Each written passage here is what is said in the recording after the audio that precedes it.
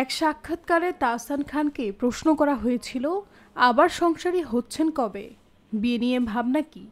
উত্তরে জনপ্রিয় এই গায়ক অভিনেতা জানিয়েছিলেন, বিয়ে নিয়ে কোনো লুকোচুরি নয়, সঙ্গে সঙ্গে জানাবেন। বলেছিলেন বিয়ে তো করবই, তবে সেটা সময়ই বলে দিবে। সেই সাক্ষাৎকার প্রকাশের 1 মাসের মাথায় ঠিকই বিয়ে করে খবরে তাহসান। শুক্রবার দিবাগত রাত 1টার দিকে ফেসবুকে ছড়িয়ে পড়ে তাহসানের সঙ্গে রোজা আহমেদ নামের এক তরুণীর ছবি।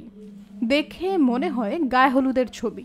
সেই ছবি ঘিরে তৈরি হয় জল্পনা, ভক্তদের প্রশ্ন, তাহলে কি বিয়ে করলেন তাহসান? কেউ কেউ অভিনন্দনও জানাতে থাকেন। বর্তমানে ঢাকায় রয়েছেন তাহসান। শুক্রবার তার হোয়াটসঅ্যাপে ছবিটি পাঠিয়ে সেটি সম্পর্কে জানতে চান এই প্রতিবেদক।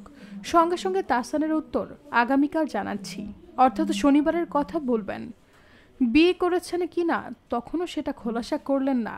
সকালে তাহসানের সঙ্গে যোগাযোগ করে প্রশ্ন করা হয়, তাহলে কি অভিনন্দন দেওয়া যায়? কিছুটা ভেবে তাহসান বলেন, অভিনন্দন জানাতে পারেন। তখনও তাহসানের বিয়ের খবরে ফেসবুক সয়লাভ। কিন্তু তাহসান জানালেন, আনুষ্ঠানিকভাবে বিয়ের পর্ব এখনও সারেননি, এজন্য অপেক্ষা করতে হবে। অবশেষে ব্যস্ততার ফাঁকে গতকাল সন্ধ্যায় ধরা দিলেন তাহসান।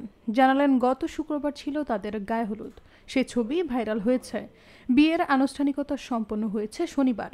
বিয়ের অনুষ্ঠান থেকে এই অভিনেতা প্রথম আলোকে বলেন, আমাদের 2 পরিবারের সদস্যদের উপস্থিতিতে আজ বিয়ে হয়। বিয়ে করার পরে সবাইকে জানাতে চেয়েছি, যে কারণে আগে কাউকে কিছু বলিনি। শুভ কাজটা আমরা আজ ছেড়েছি। আমরা যেন একসঙ্গে সুন্দরভাবে পথ চলতে পারি, সেই দোয়া চাই। সৈয়দা ফারিয়া, সমযোগ।